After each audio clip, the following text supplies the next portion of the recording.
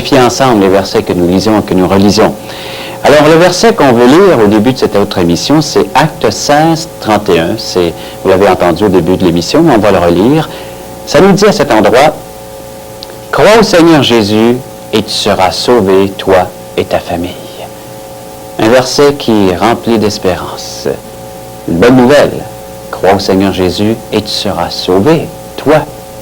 Alors, vous voyez, c'est intime. Hein? C'est une relation intime que le Seigneur veut avoir avec chacun de nous ici. Si tu crois au Seigneur, tu seras sauvé. Et c'est avec l'aide d'un invité ce soir. Il va nous donner son témoignage. Alors donc, du vécu, encore une fois, le Seigneur Jésus-Christ qui vit dans les cœurs des êtres humains. Ce soir, bien, j'ai le plaisir de recevoir M. Cyril Chantoff. Cyril, bonsoir. Bonsoir, Régent. Bienvenue à Que dit la Bible. Merci beaucoup. Donc, tu as des grandes choses à nous dire ce soir. Oui, il y a des choses dans ta vie. Oui. Mais avant, on aimerait connaître l'origine de ton nom de famille, Chantoff. Chantoff. C'est un nom macédonien. OK. Mes parents viennent de la Macédoine. Et la Macédoine, maintenant, n'existe plus. Et elle est divisée entre la Turquie, la Bulgarie, la Grèce et l'Yougoslavie. Bon, alors ça nous place ça sur la carte. On voit un peu où est-ce que c'est. Ouais. Donc, toi, tu n'es pas né là, mais tes parents sont nés. Moi, je suis né au Canada. OK, tu es Canadien. En Ontario. Oui, c'est ça. Mon père est venu de la Macédoine. Il est venu en 1910 et ma mère est venue en 1920. 10 ans après. Oui, 10 ans après. Ils ont vécu une séparation. C'est ça.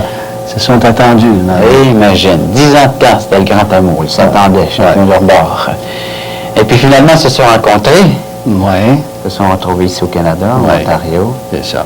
Et puis là, Cyril est venu au monde. Je suis venu au monde en 1924. OK.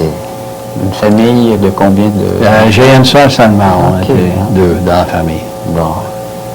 Et puis ensuite, peux-tu nous dire comment est venue cette rencontre avec le Seigneur Jésus-Christ? Bon, OK. C'est ça que je voulais te dire, justement. Quand j'étais très jeune, j'avais toujours pensé à l'éternité, puis des choses de Dieu. Et j'avais entendu des témoignages des personnes qui étaient déjà sauvées. Et moi, je ne comprenais pas ça. Ah, dès ton jeune âge, là? Oui, dès mon jeune âge. Okay. J'avais 7, 8, 9 ans. Toi, tu avais entendu des versets de la Bible. OK. Ouais. Des versets comme quand Dieu a tant aimé le monde, qu'il a donné son Fils unique, afin que quiconque croit en lui ne périsse point, mais qu'il ait la vie éternelle. Je ne comprenais pas ça. Bon. Et celui qui est en Christ est une nouvelle créature. Les choses anciennes sont passées. Voici, toutes choses sont devenues nouvelles. Ça, c'était des versets qu'on citait. Il me citait ces versets-là. Je ne comprenais pas ça. Même le verset que tu as cité, crois au Seigneur Jésus-Christ, tu seras sauvé, toi et ta famille. Je ne comprenais pas ces versets-là. Et quand j'ai grandi, j'allais à l'école du dimanche, à l'Église unie, des églises dans l'Ontario, mais je n'étais pas sauvé, même dans ce temps-là. Je croyais en Dieu, je croyais en Jésus-Christ, mais je n'avais pas l'assurance de mon salut. Et je savais que si je mourais, j'irais en enfer. Je me trouverais en enfer, je le savais. Je me mettais même à genoux devant mon lit la nuit, puis je demandais à Dieu de me sauver, mais je n'avais pas plus d'assurance pour ça. Mais je vais vous conter comment il est arrivé que je suis parvenu à être vraiment sauvé. Donc, tu avais une crainte de Dieu, tu savais que Jésus-Christ était mort pour le péché du monde, ressuscité. Ça, tu connaissais l'histoire biblique, l'histoire sainte. Puis même, tu savais qu'il y avait un feu éternel, puis le soir, tu demandais à Dieu, viens dans ma vie, parce que j'ai peur de me retrouver dans ces endroits-là de feu éternel. Pour tout ça, j'étais même pas sauvé, quand même. Au moins, je n'avais pas l'assurance d'être sauvé. C'est ça que... Donc, tu avais une connaissance. J'avais une connaissance, puis je croyais en Dieu, je croyais en Jésus-Christ, mais je savais que je n'étais pas sauvé. Il y avait quelque chose que je manquais. Bon.